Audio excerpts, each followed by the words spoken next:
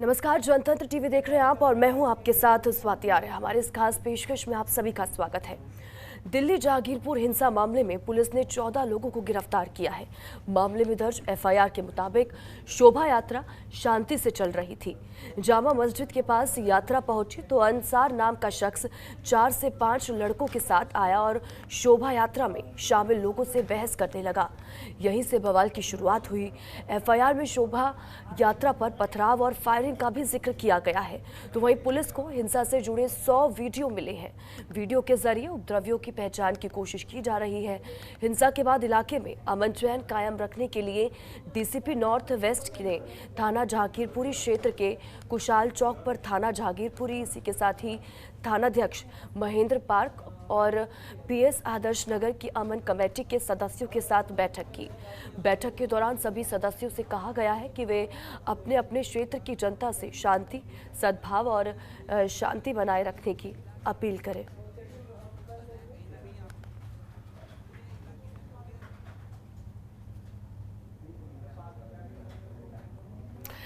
देश में एक बार फिर 2 समुदायों के बीच हिंसा की घटना हुई है।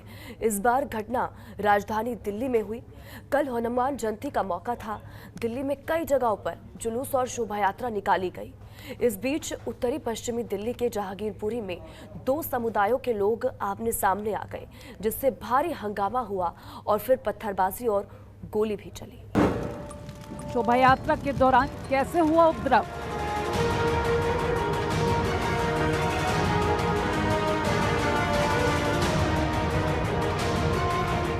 राष्ट्रीय राजधानी दिल्ली के जहांगीरपुरी इलाके में शनिवार की देर शाम हनुमान जयंती पर निकली शोभा यात्रा के दौरान उपद्रव की घटना सामने आई। पथराव, तोड़फोड़ और आगजनी की घटना हुई तो दिल्ली पुलिस के वरिष्ठ अधिकारी सड़कों पर उतर आए और करीब घंटे भर में हालात को नियंत्रित कर लिया।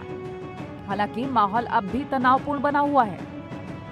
देखिए, कल जो अप्रिय घटना हुई थी उसके रेफरेंस में हम लोगों ने केस दर्ज किया था। उसके बाद सारी रात जो इंटायर दिल्ली पुलिस की जो टीम है और नॉर्थ वेस्ट डिस्ट्रिक्ट की टीम है, इसने काम किया और हमने जो एसेलेंट्स हैं, जो एग्रेसर्स हैं, जो दंगाई हैं, उनका हमने आइडेंटिफिकेशन किया और अब तक हमने 14 दंगाइयों को गिरफ्तार किया है। उसमें जो मेन सरगना है वो भी इन्वॉल्व्ड है। सवाल यह है कि आखिर हनुमान जयंती की शोभा यात्रा के दौरान उपद्रव शुरू कैसे हुआ। इसे लेकर दोनों ही पक्षों के आमने सामने अपने अपने दावे आए हैं। एक पक्ष ये दावा कर रहा है कि पीछे से पथराव किया गया, तो दूसरे पक्ष का दावा है कि उनके धार्मिक स्थल के अंदर दाखिल होने की कोशिश की गई। सच क्या है, ये तो घटना की जांच के बाद ही सामने आ सकेगा। लेकिन इलाके में तनाव है। पुलिस का दावा है कि हालात नियंत्रण में है, लेकिन जहांगीरपुरी की सड़कों पर, गलियों में उपद्रव के निशान हालात की गंभीरता बयान कर रहे हैं। सड़कों पर पत्थर और चप्पलें बिखरी पड़ी हैं।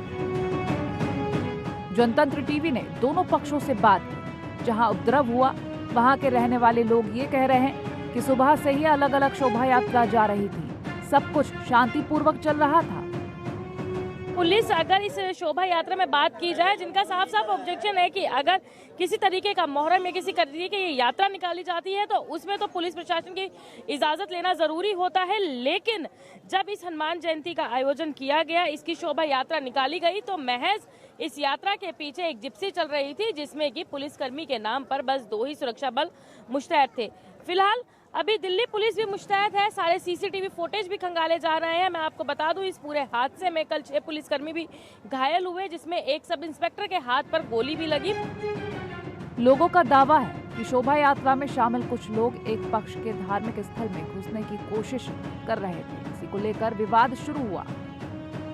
ये वही जगह पे है जहाँ पे देर शाम पे आप मेरे पीछे देख सकते हैं, यही वो रोड है ये जहाँ पर पूरी एक शोभा यात्रा निकाली जा रही थी और शोभा यात्रा में कहीं ना कहीं उसमें ये झगड़ा हुआ है और जहाँ पे आगजनी हुई है, पत्थरबाजी हुई है। देख सकते हैं आप कि ये ठीक वही जगह है जहाँ पे ये शोभा यात्रा निकाली जा रही थी और ये वही रोड है जिसपे पूरी तरीके से पत्थरबाजी हुई है, आगजनी हुई है और कहीं ना कहीं लोगों के साथ मारपीट भी गई है। लोगों ने इस घटना के लिए पुलिस प्रशासन को जिम्मेदार बताते हुए कहा कि पिछले साल भी शोभा यात्रा के दौरान कुछ घटनाएं हुई थी जिससे प्रशासन ने सबक नहीं लिया। वहीं दूसरे पक्ष के स्थानीय लोगों का दावा है कि शोभा यात्रा जब एक पक्ष के धार्मिक स्थल के करीब से निकल रही थी तभी अचानक पथराव शुरू हो गया। इन लोगों ने दूसरे पक्ष पर गाड़ियों में तोड़फोड़ करने, दुकानें लूटने और गाड़ियों में आगजनी करने के आरोप भी लगाए हैं। जनतंत्र टीवी के लिए मोहम्मद आसिफ और भावना सिसोदिया की रिपोर्ट। जहांगीरपुर में हनुमान जन्मोत्सव की शोभा यात्रा पर हुए हमले की एफआईआर पुलिस ने दर्ज की है। थाने के पुलिस अधिकारी राजीव रंजन सिंह ने एफआईआर में जो कहानी बताई है उसके अनुसार जामा मस्जिद के पास शोभा यात्रा पहुंचते ही कुछ लोगों ने बहस शुरू कर दी थी। बहस इतनी बढ़ गई कि देखते ही देखते पथराव शुरू हो गया, जिसके बाद हिंसा भड़क गई। ये रिपोर्ट देखिए।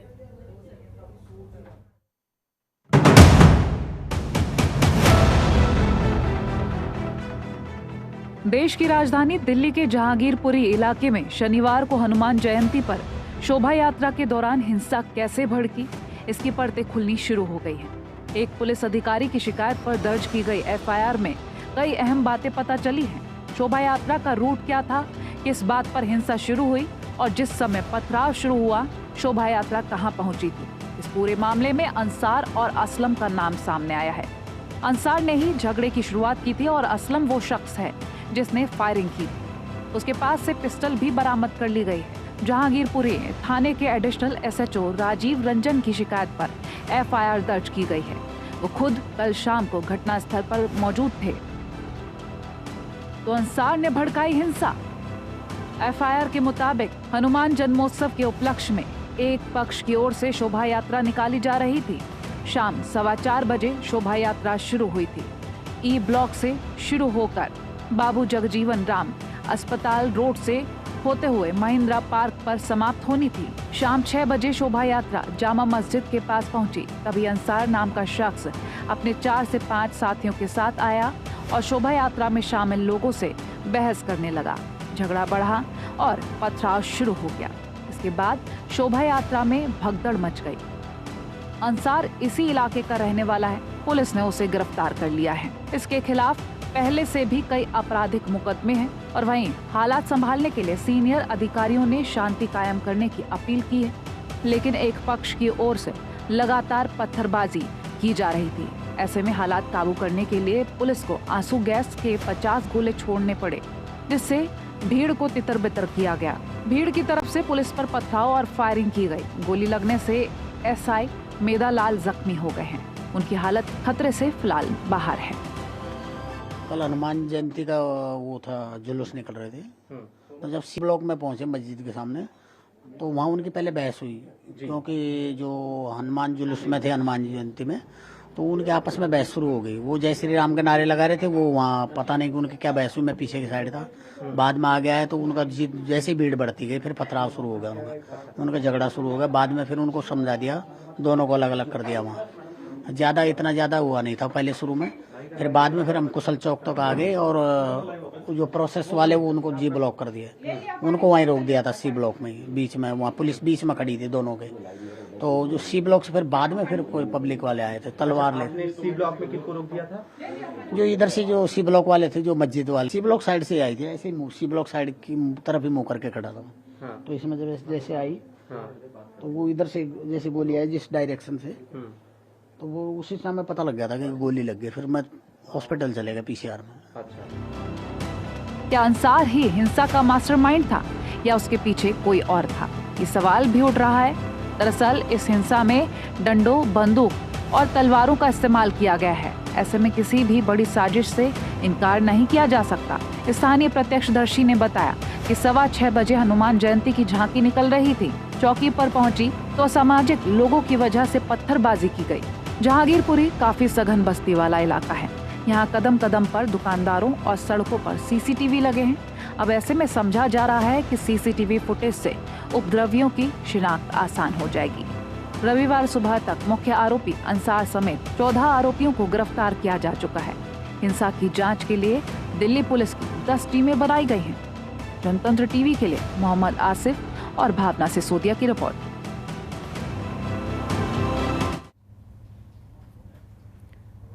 और वहीं हमारे संवाददाता ने घटनास्थल का जायजा लिया। देखिए। जहांगीरपुरी में कल शाम हुई हिंसा के बाद अब धीरे धीरे यहां पर स्थिति बहाल होने लगी है। इसी को लेकर स्थिति बहाल करने के लिए आज दिल्ली पुलिस द्वारा स्थानीय लोगों के लिए पीस कमेटी और अमन कमेटी के लोगों की मीटिंग बुलाई गई। क्या रहा इस पूरी मीटिंग में, हमारे साथ बात करने के लिए पीस पार्टी के और अमन कमेटी के लोग मौजूद हैं, उनसे बात करते हैं। सर, क्या नाम है? अमन कमेटी में मैडम उषा रंगवानी जी ने जो संदेश दिया वो समाज के लिए ही दिया हुआ है। भाई समाज में अमन बना रहे, शांति बने रहे, ताकि लोग आराम से रहें और शांति से रहें। वैसे यहाँ कुछ है नहीं इतना, लेकिन है ना, कभी दंगे नहीं हुए यहाँ पर, कभी कुछ नहीं हुआ। कल हुआ है ये थोड़ा बहुत, तो उसको भी कंट्रोल कर लिया गया है पुलिस की तरफ से और शांति बनी हुई है। और अब कोई यहाँ पर कोई गलत चीज़ नहीं है। कुछ लोग होते हैं गलत लोग, दोनों तरफ साइड से ही हो जाते हैं, कोई इधर से भी उधर से भी, लेकिन सारे लोग सही होते हैं। वो हिंदू भी सही होते हैं और मुसलमान भी सही होते हैं। हर धर्म का आदमी ठीक होता है। और कुछ लोग होते हैं वो गंदे, उनको अपना पुलिस सीधा कर देगी, कोई वो नहीं है इशू इसके अंदर। जिस तरीके से ये पूरा मामला हुआ, यहाँ पे हर मस्जिद भी पास है, पास ही उसी के मंदिर भी है, फिर भी इस तरीके की वारदात हो गई, ये क्या कहना चाहेंगे लोग? वो गलत लोगों की वजह से हो जाता है। बाकी तो मंदिर और मस्जिद हर जगह ही यहाँ पर जहांगीरपुर में, और बहुत सारे तरीके से रहते हैं लोग, और आमने सामने है। बल्कि यहाँ तो कोई मंदिर भी नहीं सामने, लेकिन जहाँ होते हैं तो सबला सामने होकर रहते हैं और सब प्यार से रहते हैं। यहाँ पर कोई वो नहीं है। ये पहली बार जिंदगी में ऐसा हुआ है और आगे होगा भी नहीं ऐसा। जिस तरीके से ये मामला हुआ है, क्योंकि सभी धर्मों के लोग आमने सामने रहते हैं, तो किस तरह से जो ये वारदात हुई उसमें आप क्या कहना चाहेंगे कि लोग बाहरी थे? बाहरी लोग आ जाते हैं उसमें, तो बाहरी जुड़ जाते हैं। जब इतनी भीड़ होती है बाहरी लोग आ जाते हैं। यहाँ के करने वाले होते ही नहीं, जो लोकल लोग हैं वो करते ही नहीं, वो तो बाहर के लोग करके भाग जाते हैं जो उनको वारदात करनी है। लेकिन भुगतना यहाँ वाले लोगों को पड़ती है। वो तो बेचारे जो भाग जाते हैं, वो तो जो आते हैं इधर से उधर से गलत तत्व के लोग हैं, पैसों में आ जाते हैं, कोई कैसे आ जाता है, अब वो करके चले जाते हैं। अब आप इलाके के लोगों के लिए क्या शांति का संदेश देना चाहते हैं? शांति का संदेश है, सब प्यार से रहो, अच्छी तरीके से रहो, यहाँ भाईचारा बना के रहोगे। हिंदुस्तान है, हमारा देश है बढ़िया और प्यारा, इसको अच्छा तरीके से रखो। इसको सभी का देश है ये, और बहुत प्यार से रहो, भाईचारे से रहो। हर चीज़ को एक साथ मनाओ, हर त्यौहार को एक साथ मनाओ। इससे बड़ा कोई संदेश नहीं होता, इससे बड़ा कोई प्यार नहीं होता। तो आप देख सकते हैं कि इस तरह का कोई संदेश नहीं होता है, और इस तरह सबसे बड़ा ये प्यार होता है। इसी को लेके आज अमन कमेटी की जो मीटिंग बुलाई गई थी, उसमें सभी से यहाँ के स्थानीय लोगों के स्थानीय लोग मौजूद थे, अमन कमेटी के लोग मौजूद थे, दिल्ली पुलिस मौजूद थे, जिन्होंने सभी यहाँ पे बात करी और यहाँ पे उन्होंने साथ ही साथ शांति रखने का संदेश दिया। जो आप देख सकते हैं कि यहाँ पे इससे मेरे पीछे की तरफ से मैं आपको दिखाना चाहूँगा कि किस तरीके से यहाँ पे लोग बैठे हुए हैं। जो यहाँ पर अमन कमेटी की भी कुछ देर पहले मीटिंग हुई है, उसमें सारे लोग मौजूद थे पुलिस, जिसमें दिल्ली पुलिस ने उनसे सिर्फ एक ही अपील की है कि सिर्फ और सिर्फ इलाके में शांति बनाए रखें, किसी भी तरह की अफवाहों पर ध्यान ना दें और दिल्ली पुलिस को अपना पूरा सहयोग करें। हम आपको दिखाना चाहेंगे कि आप देख सकते हैं कि यहाँ पे किस तरीके से जो चहल पहल रहती थी अमूमन, अब यहाँ पे किस तरह से सन्नाटा पसरा हुआ है, चारों तरफ सन्नाटा पसरा हुआ है। अब सिर्फ यहाँ पे दिल्ली पुलिस के आला अधिकारी मौजूद हैं और जो जवान यहाँ पे मौजूद हैं, सिविल डिफेंस यहाँ पे दिल्ली पुलिस के लोग मौजूद हैं, एंड रैपिड एक्शन फोर्स के मौजूद लोग हैं। और चारों तरफ से आप इस इलाके को देख सकते हैं कि पूरा इलाका छावनी में तब्दील कर दिया गया है। और वहीं इस पूरे मामले में अब तक लगभग पुलिस ने इस हमले के मुख्य आरोपी अंसार सहित लगभग 14 लोगों को इस पूरे मामले में गिरफ्तार कर लिया गया है। हालांकि इस पूरे मामले में अभी तक दिल्ली पुलिस को 100 से ज़्यादा वीडियो मिल चुकी हैं, जिनके बिहाफ पे दिल्ली पुलिस बहुत बारीकी से चेहरों को तलाश करते हुए आरोपियों की पहचान कर रही है। और साथ ही साथ मैं आपको दिखाना चाहूँगा कि जिस तरीके से आप देख सकते हैं यहाँ पे छतों पे भी लोग मौजूद हैं, जो वीडियो में दिखाया जा रहा है कि जहाँ से बोतलें फेंकते हुए लोग दिखाए गए थे, या जिस तरीके से भी यहाँ पे पूरा वारदात हुई है, उसको लेकर दिल्ली पुलिस पूरी तरीके से बहुत बारीकी से इस पूरे मामले की जांच कर रही है। और कहीं ना कहीं इस पूरे मामले में देखा जाए तो एक हैरान कर देने वाली बात यह है कि पुलिस जिस तरीके से यहाँ पे मौजूद थी, इस 2 शोभा यात्रा निकल गई और तीसरी शोभा यात्रा पे जिस तरीके से ये पूरा हमला हुआ है, वो कहीं ना कहीं एक तरफ से कहा जा रहा है, जो पॉलिटिकल पार्टी है उनकी तरफ से ये भी कहा जा रहा है कि ये एक सुनियोजित हमला था। लेकिन ये तो एक जांच का विषय है, अब आगे देखना होता है पुलिस इसमें कितनी और बारीकी से तफ्तीश करती है और इसको कड़ी दर कड़ी जोड़ते हुए इस पूरी घटना का खुलासा करती है। कैमरा पर्सन कमल के साथ एमआरसी बॉबी, जनता न्यूज़, दिल्ली। जहांगीरपुरी हिंसा पर उत्तर पश्चिम दिल्ली से बीजेपी सांसद हंसराज हंस ने कहा कि मैं सभी से शांति और भाईचारा बनाए रखने की अपील करता हूं। हर धर्म में कुछ बुरे तत्व हैं, वे ही ऐसी घटनाओं के लिए जिम्मेदार होते हैं। इसके पीछे कुछ विदेशी ताकतें हो सकती हैं जो भारत को कमजोर करना चाहती हैं। बाहर की कोई ताकतें हो सकती हैं जो इंडिया को थोड़ा डाउन करना चाहती है, क्योंकि बहुत बड़ी पावर बन रहा है डे बाय डे। अभी मैं बार बार अर्ज कर रहा हूं, जो सबसे खास बात है कि ये जो बदकिस्मती कह लें कि इस वक्त जब बिल्कुल नहीं जंग होनी चाहिए, रशिया और यूक्रेन की जंग हुई, तो जब फंस गए दोनों कंट्री, तो यूक्रेन के प्रेसिडेंट ने इल्तजा की, गुजारिश की, विनती की कि एक ही हस्ती है, माननीय प्रधानमंत्री जो भारत के हैं, प्रधानमंत्री जी नरेंद्र भाई मोदी, वो हमें बचा सकते हैं। तो देखिए, कल हनुमान जयंती के मौके पर शोभा यात्रा के दौरान इस तरह की तस्वीरें सामने निकल कर आई। बवाल वहां पर हुआ, दो पक्षों के बीच कहासुनी हुई और वो कहासुनी इतनी बढ़ गई कि पत्थरबाजी हुई। एक दूसरे समुदाय के लोगों ने एक दूसरे पर पत्थरबाजी की और आगजनी की तस्वीरें भी सामने निकल कर आई। कई गाड़ियों को आग के हवाले कर दिया गया, कई लोग इसमें घायल हुए हैं, पुलिसकर्मी भी घायल हुए हैं। हमारे संवाददाता मोहम्मद आसिफ हमारे साथ इसी खबर पर हमारे साथ लाइव जुड़ चुके हैं। सीधा रुख आसिफ का करेंगे और जानकारी लेंगे कि अभी क्या कुछ तस्वीरें वहां से सामने निकल कर आ रही हैं। आसिफ, देखिए, आज जब से ये मामला सामने निकल कर आया है जहांगीरपुरी में, आप तब से वहां पर मौजूद हैं और लगातार हमें पल पल की अपडेट दे रहे हैं। कल भी जिस तरह से वहां पर पुलिस फोर्स तैनात थी और आपने तस्वीरें भी हम तक पहुंचाई थी और पल पल की अपडेट हम तक पहुंचा रहे थे। फिलहाल अभी क्या कुछ वहां पर स्थिति है, क्योंकि एक तरफ कल रात से ही दिल्ली पुलिस ये कह रही है तमाम चीजें कंट्रोल में है, छावनी में जहांगीरपुरी को तब्दील कर दिया गया है, लेकिन अभी क्या कुछ अपडेट वहां से निकलकर सामने आ रहे हैं? आसिफ। स्वाति, मैं आपको बता दूं कि रात से लगातार यहाँ पे दिल्ली पुलिस मौजूद है। दिल्ली पुलिस के अलावा रैपिड एक्शन, सीआरएफ, आरपीएफ के जवान मौजूद हैं और लगातार यहाँ पर स्थिति को कंट्रोल में किया गया है। लेकिन अब से कुछ ही देर पहले मैं आपको बता दूं, बीजेपी के खुद को बीजेपी मंदिर प्रकोष्ठ के अध्यक्ष बताने वाले कर्नल सिंह वो यहाँ पे पहुँचे थे और कहीं ना कहीं उन्होंने जिस जगह पर ये पूरा फसाद हुआ था मस्जिद के बाहर, उसी जगह पर वो खड़े हुए और उन्होंने वहाँ पर एक तरह से नारे लगाने शुरू कर दिए, जिसको देखते हुए यहाँ पे एक बार फिर स्थिति तनावपूर्ण हो गई। लेकिन दिल्ली पुलिस ने उसको कहीं ना कहीं संभालते हुए वो उनको एक तरफ समझाते हुए ले गई, लेकिन समझाने के बावजूद भी वो लगातार नारेबाजी करते रहे, उनको कहीं भी नहीं माने। तब दिल्ली पुलिस ने उनको आखिरकार यहाँ से डिटेन करते हुए गाड़ी में बिठा के यहाँ से रवाना कर दिया। मैं आपको दिखाना चाहूँगा, इस टाइम हम उसी रोड पर हैं जिस जगह पर झांकी निकली थी। आप देख सकते हैं किस तरीके से इस पूरे रोड पर जो चहल पहल रहती थी 24 घंटे, वहाँ पर सन्नाटा पसरा हुआ है। और दूसरी तरफ आप देख सकते हैं ये वो गेट है जहाँ पे अंदर पूरी गलियाँ सुनसान पड़ी हुई है। दूर आप देख सकते हैं कहीं इक्का दुक्का आपको नागरिक दिखाई दे जाएंगे जो आपस में सिर्फ बात कर रहे हैं। कहीं ना कहीं देखा जा सकता है स्थिति तनावपूर्ण तो है, किंतु नियंत्रण में है पूरी तरीके से। बिल्कुल स्वाति। आसिफ, देखिए, कल जिस तरह से तमाम चीज़ें सामने निकल कर आई, पुलिस वहां पर पहुंची, उसके बाद देखिए लगातार पेट्रोलिंग की जा रही थी। ये भी कहा जा रहा था कि डोर टू डोर जाकर लोगों को शांति बनाए रखने के लिए कहा जा रहा है। पीस कमेटी, अमन कमेटी के साथ भी बैठक हुई, इस दौरान उनसे बातचीत की गई, उनका सहयोग भी लिया गया। क्या अभी भी वहां पर पेट्रोलिंग जारी है और लोगों को समझाया जा रहा है डोर टू डोर जाकर?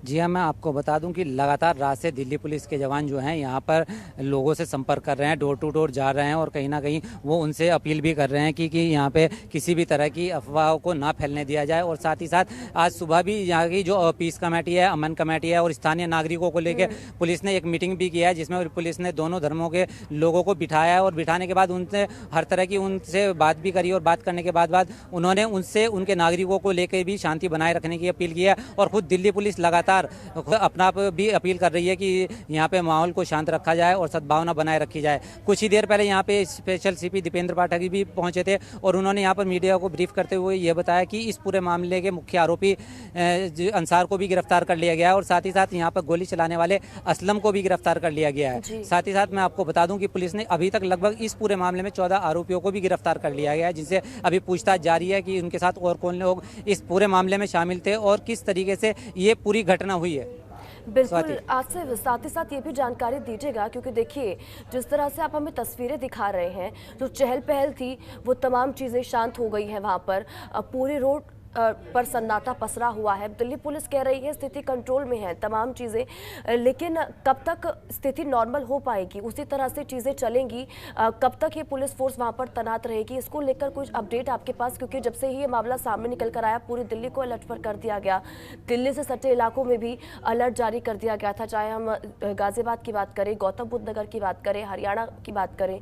लेकिन अभी तो पुलिस कह रही है स्थिति कंट्रोल में है, कल रात से हम सुन रहे हैं, लेकिन नॉर्मल चीजें कब हम देख पाएंगे?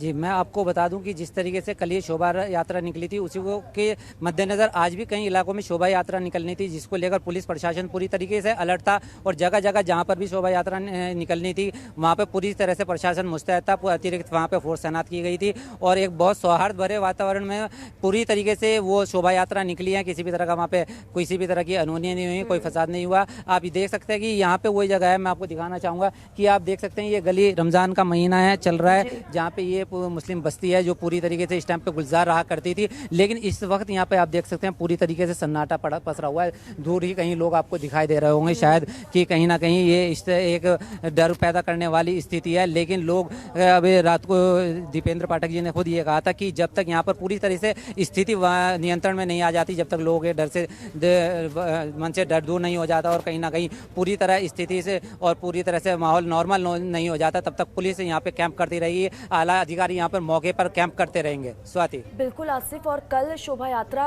के दौरान जिस तरह की तस्वीरें सामने निकल कर आई थी, हमने देखा था कि किस तरह से एक दूसरे के ऊपर पथराव करते हुए लोग नजर आ रहे थे, भगदड़ वहां पर मची। लेकिन अभी देखिए 14 लोगों को गिरफ्तार किया गया है।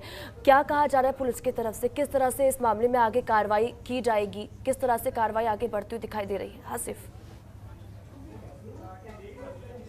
जी हाँ, मैं आपको बता दूं कि इस पूरे मामले में आप देख सकते हैं कि दिल्ली पुलिस किसी भी तरह का जोखिम नहीं उठा रही है और क्योंकि देश की राजधानी दिल्ली में जिस तरीके से ये पूरा हादसा हुआ है उसको लेकर भी ये दिल्ली पुलिस की नाक का सवाल बना हुआ है, इसलिए पुलिस जल्द से जल्द इस पूरे मामले को सुलझाते हुए जितने भी हर एक एंगल से इसमें की जाँच कर रही है और इसमें जितने भी इसमें CCTV फुटेज में पुलिस लोगों को पहचान कर रही है उन लोगों को भी गिरफ्तार कर रही है। सबसे मेन सवाल ये है कि जिस तरह से ये पूरी घटना हुई है कि मामूली एक अंसार, उसके साथ जो 5 लोग बताए जा रहे हैं कि थे, वो किस तरह की वो बात हुई, क्या सुनी हुई थी उनके साथ, वो सबसे बड़ा चैप्टर है कि पुलिस उसको अभी बारीकी से उनसे पूछताछ कर रही है और ये प्रयास जानने का प्रयास कर रही है कि आखिर वजह क्या रही थी जिसे इस तरह से इस छोटी सी घटना ने इतना बड़ा विवाद का रूप ले लिया है।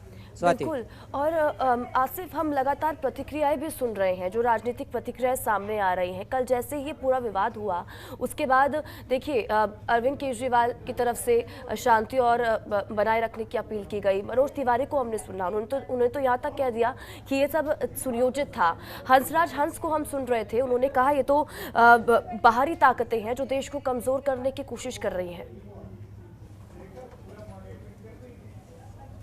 हाँ, जिस तरीके से पॉलिटिकल पार्टियाँ लगातार बयानबाजी कर रही हैं उसमें ये, और जिस तरीके से ये पूरा हादसा हुआ है कहीं ना कहीं इसमें के पीछे कहा भी जा रहा है कि एक सुनियोजित तरीके से ये प्री प्लान करके ये पूरा हमला किया गया था। लेकिन अभी आपको बता दें कि इस पूरे मामले में कि अभी प्रथम दृष्टि में सिर्फ जो जांच शुरू हुई है, अभी हर तरह से पुलिस इसमें जाँच कर रही है। कहीं ना कहीं इसमें बांग्लादेशी एंगल भी सामने आ रहा है, रोहिंग्या के बारे में भी कहा जा रहा है, लेकिन इस पूरे मामले में देखने वाली बात यह है कि अभी बहुत बहुत शुक्रिया तमाम जानकारी के लिए और हमारे साथ जुड़ने के लिए। तो देखिए कल हनुमान जयंती के मौके पर शोभा यात्रा निकाली जा रही थी और उस दौरान देखिए 2 समुदायों के बीच बातचीत से ये मामला शुरू हुआ और वो कहां तक पहुंच गया, और उसके बाद जिस तरह की तस्वीरें सामने आई वो वाकई में डराने वाली थी।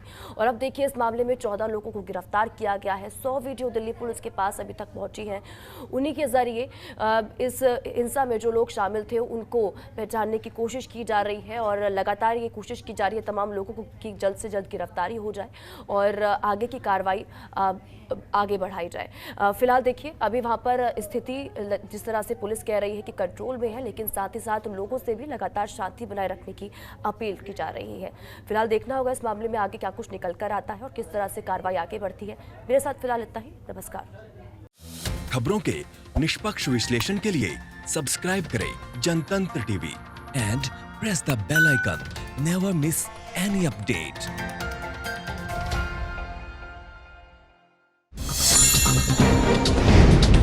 डाउनलोड कीजिए जनतंत्र टीवी ऐप को, जो कि अवेलेबल है गूगल प्ले और ऐप स्टोर पर। अधिक जानकारी के लिए अभी डाउनलोड करें।